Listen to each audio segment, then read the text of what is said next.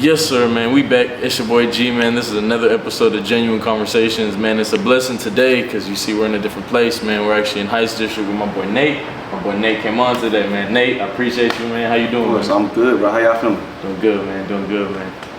Man, I appreciate you letting us come through. I want to get straight into it, bro, though. My biggest question, bro, that I have for you, bro, is what's the biggest thing this year that you have planned for Heights District?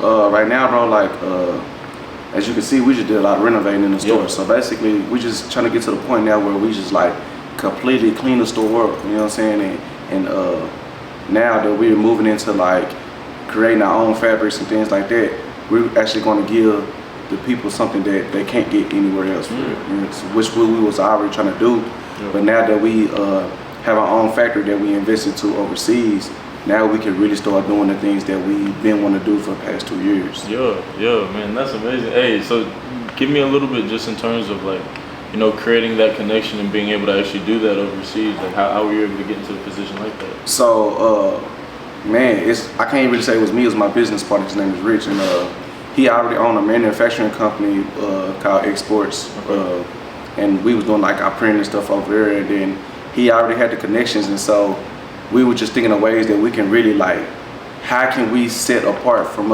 anybody else? You get what I'm saying? So basically, he used the sources that he had, and he went overseas to Pakistan and got a factory over there. So where we make our own shirts, we can make our own pants, we make our own anything that we feel like we want to do, we can do it. So, and that's how that came about. Yeah.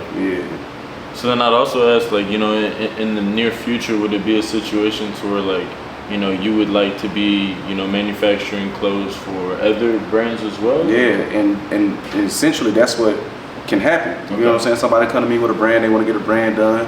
We talk about the fee, we talk about whatever, and then we get that done. Yeah. Or it don't necessarily have to be overseas. If you have your own tees, you have your own jackets, hoodies, whatever, you want to get something printed on, we can go 15 minutes up the road and do that too. Yeah. So, and that's my thing, bro. I'm here to help people. I never want to gatekeep or anything like that, bro, because I feel like with me, bro, fashion was such a thing that was embedded in me, it's in me. So I just feel like one of those things that I can always help people. You get what I'm saying? Yeah. So I know you talk about it being embedded in you. Take me back, and when was the first instance where you kind of realized, not only did you have the drip, you feel me, but this was something that you were passionate about. You know? Right, man. I don't even know. I can't really tell you, but it's just one of them things. I grew up modeling and acting too, so that was just one of those things. And then my dad, he put on clothes every day. He got fly. My mom, she was fly. My granny's fly. So it was one of those things. I always seen it. Yeah. So when I was growing up in high school, it was shoes was the thing. I had to have all the shoes. But then it got to the point I'm getting shoes 2 weeks early. So it's now it's I'm running with the shoes. And then as I got to college, that's when fashion really was okay, this is something different.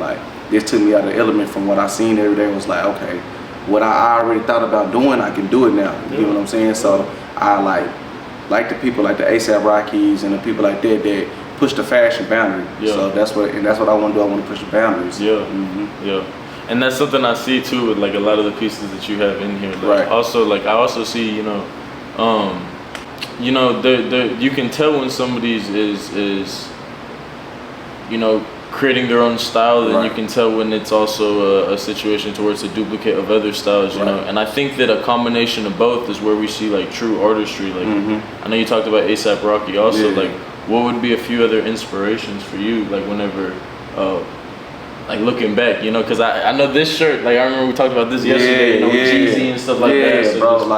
So one thing that I can say I draw my inspiration from is the street culture, because like I said, my dad was in the street, so I seen the look of people who would dress up every day, get fly every day, you know what I'm saying, just to go make $1, you know what I'm saying. So it was you look good, you play good, you know what I'm saying. So it's one of them things I want to bring the culture into it, because I feel that's where you get the inspiration from, being outside, what you see, what you hear, what you feel, you know what I'm saying? But you can't get that nowhere else but actually going out and seeing what's out here, you know what I'm saying? So that's what I feel I draw my inspiration from, just the street culture of what I seen growing up, you know what I'm saying? So the people that I used to listen to, the people that I seen, things like that. So, and I try to incorporate that with a higher level of fashion. Yeah. Something like what Thug be doing, to see somebody to come from where he come from and come become something big in fashion is crazy. Yeah. In terms of getting this specific building, bro, Right. like how, when did this become, you know, an idea? Then from the point of it being an idea, when did you actually, you know, get the keys? Because I know a lot of people, I talk to a lot of guys and they ask me, you know, the process in terms of getting into like a commercial building, Right. you know, and it might not always be the quickest, you know what I'm saying? So like I said, my business partner, he been owning this building for like 5 years. Okay. So what happened was I was working at another store that was downtown. Okay. So I did that for like a year and a half, and but during that time, I used to go chop it over Rich, just helping people with their brands and stuff, and he would just ask me about like the store, how's he doing, and he thought about doing it. So one day I was just talking to him about the circumstances that might have happened, and he was just like, we could open up a store together, just find a spot where you think would be cool, and let's do it. So one day I was out there talking to him with another one of my friends. We was doing his brand. We was telling him like, hey Rich, like let us get the space and let us do that. And he thought about it because he had someone here. It'd probably be like 2 days later. I remember it was December 28th. He called. He said, "Let's do it. Let's open up a store." So the whole month of January of 2024 now, and 2022, we was working. We were trying to get the building ready. You know what I'm saying? And so that whole month of January, we like was breaking down, bro. We was like painting, doing it every day, bro. We was here every day. And then February 17th, we opened. Man, and see, and that's crazy to me because, you know, that's not really that long of a time period. And like, I've been to a few pop-ups on my own too, have the privilege to be able to go, and I see that there's a real community behind High Station. You know? Tell me a little bit about like how that community came about. Was it something that just naturally grew? Was it your people? Like, how did that happen? It was a mixture of both. Because at the same time, like I said, one of my friends who was with us before, he had his own people. I had my own people. We had mutual friends, and then Rich had his people. But it was also the fact of we was bringing something different to the city that people really haven't seen or people haven't done before. You get what I'm saying? So I feel like that's why we flourished so hard, and we was giving people a chance to like bring their brands and also like experience it with us. Like if we're gonna have a pop-up for another brand, we're gonna promote it. We're gonna make sure that we're gonna bring our people, you know what I'm saying? We're gonna create an experience to where people are always gonna remember us. And that's what I like. That was my first impression of High Station. Was the idea. That's what I thought was so dope. Was like, you know, I walked in and there's 15 other brands, you know, and you got to be a mastermind to be able to understand the power of having all 15 brands and not taking it. Because I love how you don't want to gatekeep, because I know for me, for instance, that's why I love doing this, you know, is because besides this, you know, a lot of the guys, we don't really have anything to look for, you know, and a lot of the kids don't have anything to see, you know, everything they'd have to pay for in terms of knowledge. So this right here is like genuine free game, you know what I'm saying, in terms of being able to create that. So I love how for you it's also leveraging, because I mean, what would you say in terms of, you know, doing collabs and things of that nature? How do you move about collabs? That's something also I wanted to talk about, because while you do, like, we want to create this community and things like that, when it comes to business, you know, how does it transition for you? And one thing I had to learn, this is just business. Like, our business ain't good business. You get what I'm saying? Like, I feel like in the beginning we took on a lot of things that people wasn't ready for. Like, a lot of brands wasn't ready for. So now I'm getting to a point of, that's just me in my career, because I also style. So I'm really taking the time out to say, if I don't genuinely like it for real, I'm just not going to accept it. But that's just you standing on what you believe is, you know, right. You get what I'm saying? That's just like, if you feel like somebody is not a good barber, that's just what it is. You get what I'm saying? But you could be, that could be opinion to you, but also it's like, it's also what you like. You know what I'm saying? So I'm moving into a space is like, if we're gonna do a pop-up here, I wanna make sure that what we bring it to somebody is truly something different that nobody's seen before. You know what I'm saying? Like, I don't wanna promote a brand that's just a t-shirt brand just because they feel like, oh, if I go to Heights, I'm a boom. But it's like, what are you bringing? Yeah, like it's people that really like put like years into their brand and don't get the acknowledgement that they get because they got people who has a name that get it, and it's like you overshadowing everybody else. You know what I'm saying? So now I'm just like going to push the narrative of like, if it ain't dope, I ain't doing it. You know what I'm saying? No, that's dope. That's dope. I know you told me a little bit about styling.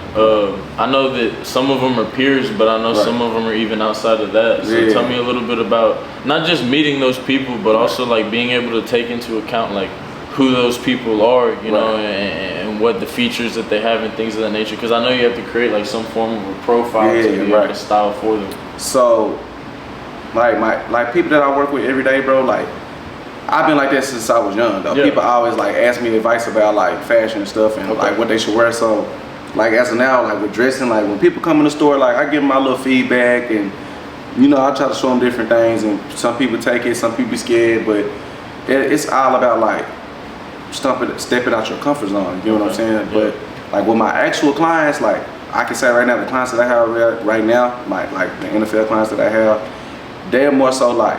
They put their trust into me because they know like Nate he not gonna just put on anything on me and just make, you know what I'm saying? Like I'm not even gonna put a designer brand on you just because it's a designer brand, you know what I'm saying? Like I wanna put something on you that I feel like is dope, that I feel like you could wear. But I'm also a type of person like, I'm not gonna put the same thing on you, that I'm gonna put the same thing on him because y'all got two different aesthetics, y'all got two different, you know what I'm saying? So it's just like, you know, and then with them playing in different cities, I gotta think about the weather, I gotta think about things like that. So I just always like, take into account where I'm at in the space and figure out like how can I maneuver within that space. So if I got a client he's playing in Florida, I know I need to get stuff that's like for that weather. If I got a client playing in Kansas, I know it's cold, let me get jackets, hoodies, whatever, you get what I'm saying?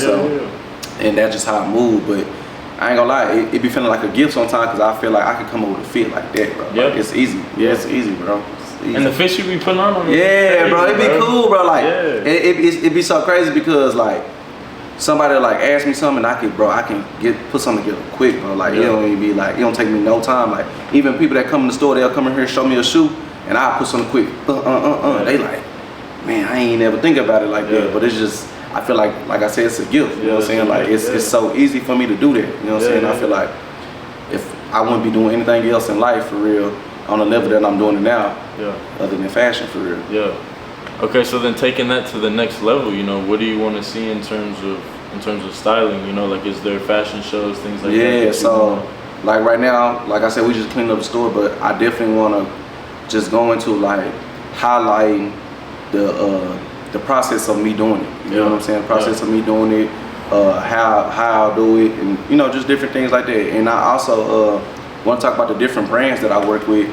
With my clients, because like I said, I don't just use the major brands like the Louis and the whatever, you know what I'm saying? I actually work with like smaller independent brands because these people have dope stuff that people ain't seen, you know what I'm saying? So I feel like that's the best way to do it, you know what I'm saying? And I feel like that's how you build a community too, you know what I'm saying? Like even though that you might not be on a large scale, this person might take your brand to a whole nother level that you might never seen before, or a whole different demographic that you didn't even think about touching. You know what I'm saying? And the client might genuinely like, might have never seen it in your catalyst. Like one of the guys I had worked with is chauffeurs. And so, bro, I had seen he had a leather set that he hasn't dropped yet. I'm like, bro, I got a client, he wants to play. I was like, he gonna want that. And he was like, you think so? I'm like, bro, I'm gonna tell him to get it. I'm gonna make sure he would. And he was like, all right, bet.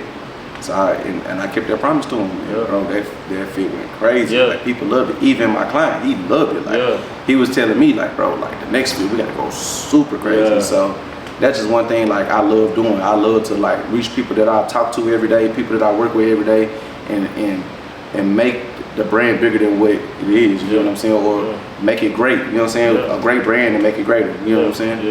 No, most definitely.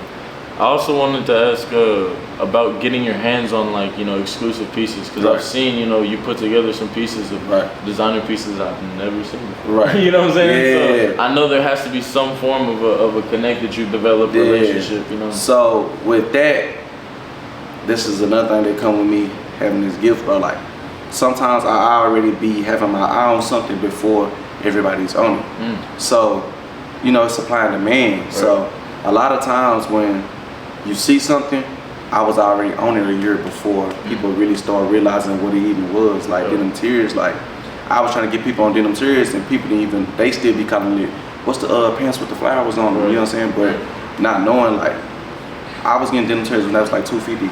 You know, now upwards 500 plus. You get what I'm saying? Yeah. And so now I'm working, bro, and I just feel like I do that with every brand, bro. Yeah. Like right now, I just got so many brands that I can put people on that people haven't seen yet, and it's gonna work. Yeah. Okay. We back, man. We took a little quick intermission, but we right back to it. You already know what it is. One thing that I did have to say, I was thinking about that when we were on intermission. This is a question that I hear a lot of people ask, but I want your perspective. Let's say right now you had $100 and you wanted to start a brand. Right. What would you do? How would you do it? With your name, and then what you want to do for the brand. I'm saying, okay. Let me specify the question because that's kind of broad. Right. In terms of I have $100, right? I'm trying to scale it fast, right? Would I go hoodies? Would I go shirts? Would I go? How would you take that $100 and break it down to then scale it? I feel like a tee can help you, bro. Yeah. And the thing about it is, like, tees are expensive, but they're not. You know what I'm saying? You can get a good quality tee at a good price, bro. So, say you do like a Shockwear tee. Yeah. Shockwear tee probably like $5. Right. Say you do like, say you get say you get 10 tees, right? Okay. Right. So you get your 10 tees, that's $50, right? Yeah. Big. Now you got your quality tee, bro. You just need to figure out a way how to make that quality tee and sell it to somebody, right? Because that's all it is. It's a game, bro. It's like, how can I make something that I got for $2 worth $5? How can I make something that's worth $5 into $10? You know what I'm saying? And do it again. Right. So that's all it's about, bro. Just taking whatever you got and making it worth more than what it is, bro. Because just like you go to the store, a bottle of water could be $1. Right. You go to the movies, a bottle of water could be $5. It's not about what it is, it's about where it's at. It's about how they're selling it to you. Right. Yeah. Nate, brother, hey, that's the way to finish it up. Man, I appreciate you. Man, I appreciate y'all, man. Bro, seriously, bro. Nah, for sure, bro. And I'm gonna drop Heights District right here, boom. I'm gonna drop Nate right here, boom. There's a huge amount of things coming through. This guy's a genius. So, I mean, y'all stay tuned. Hopefully, maybe potential collab in the way. But y'all know what it is. Genuine Conversations. Nate, you got anything? I'm out, man. 1107 Dragon, come shop. Let's go. For sure.